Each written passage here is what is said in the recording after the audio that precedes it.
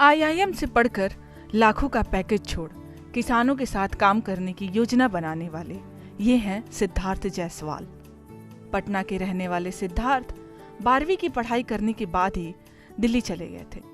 वहां से बीएससी की डिग्री लेने के बाद आईआईएम पहुंचे। सिद्धार्थ बताते हैं कि उनका कॉन्सेप्ट शुरू से ही क्लियर था। उनका कहना है कि बड़ी कंपनियां तेज तर्रार छात्रों के दिमाग का इस्तेमाल कर पैसा बनाती हैं, लेकिन किसानों के बारे में कोई नहीं सोचता। सिद्धार्थ ने ठाना कि अपनी पूरी शिक्षा का इस्तेमाल वो किसानों की आमदनी बढ़ाने के लिए करेंगे। साबरमती जेल में पहली बार जैविक खेती शुरू कराने का श्रेय भी सिद्धार्थ को ही जाता है।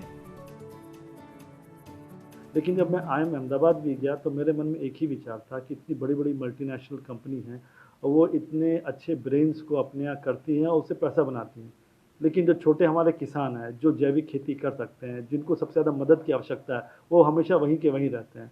वो कभी इतने अच्छे टैलेंट को कभी अपने साथ ला नहीं सकते हैं, तो उससे उनके कभी बढ़ोतरी नहीं हो पाया। ये मेरे मन में विचार था कि उनके साथ कौन काम करेगा। तो मैंने डिसाइड किया कि नहीं, मैं कंपनियों के साथ नहीं काम करूंगा, मैं छोटे किसानों के साथ काम करूंगा ताकि उनका भी डेवलपमेंट हो सके। पटना से दिल्ली फिर अहमदाबाद से रांची के सफर पर सिद्धार्थ ने बताया कि बीपीडी को लेकर उस समय विश्व बैंक की 10 परियोजनाएं देश भर के लिए आई थी। पूर्वी क्षेत्र में रांची, कोलकाता में ही यूनिट था। झारखंड में किसानों के लिए बहुत सारी योजना थी, इसलिए यहाँ आ गए। किसानों को सामुदायिक खेती के फायदे सिखाने वाले सिद्धार्थ ने चाकुलिया में बीज संवर्धन के लिए कृषक महिलाओं का स्वयं सहायता समूह बना दिया है। एग्रीकल्चर की पढ़ाई पूरी करने वाली आकांक्षा और रोहन जैसे युवाओं को स्टार्टअप शुरू कराने में हर तरह की मदद कर एंटरप्रेन्योर बना दिया। आज इनके माइक्रो ग्रीन जैसे उत्पाद की डिमांड कई बड़े शहरों में है।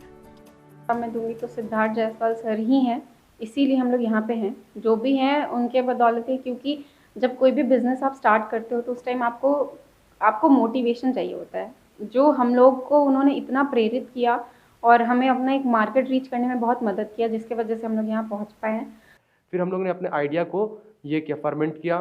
फिर हम लोग आए जैसे अपने सर सिद्धार्थ जायसवाल सर के पास, तो सर का बहुत ही अहम भूमिका रहा। सर और डीन सर हमारे डॉक्टर MS यादव सर, वो भी हमें बहुत हेल्प किए। सबसे पहले तो हम लोगों ने उनको कॉन्सेप्ट बताया, उन्हें बहुत अच्छा लगा, तो वो बोले कि नहीं आप लोग इस पे काम कीजिए। फिर हम लोग के साथ जो प्रॉब्लम आया, जो हर एंटरप्रेन्योर के साथ आता है कि उन्हें फंड का प्रॉब्लम आता है, क्योंकि हम लोग भी एक स्टूडेंट है तो हम लोग के पास भी सारे फंड्स के थोड़े से लिमिटेशंस था, तो सर ने हमें बहुत हेल्प किया। कुपोषण की समस्या से जूझ रहे झारखंड के ग्रामीण इलाकों में रहने वाले लोग शरीर के लिए जरूरी सभी पोषक तत्व अपने घर के दरवाजे पर उपजा सके, इसके लिए सिद्धार्थ ने जैविक कुपोषण वाटिका कॉन्सेप्ट विकसित किया है।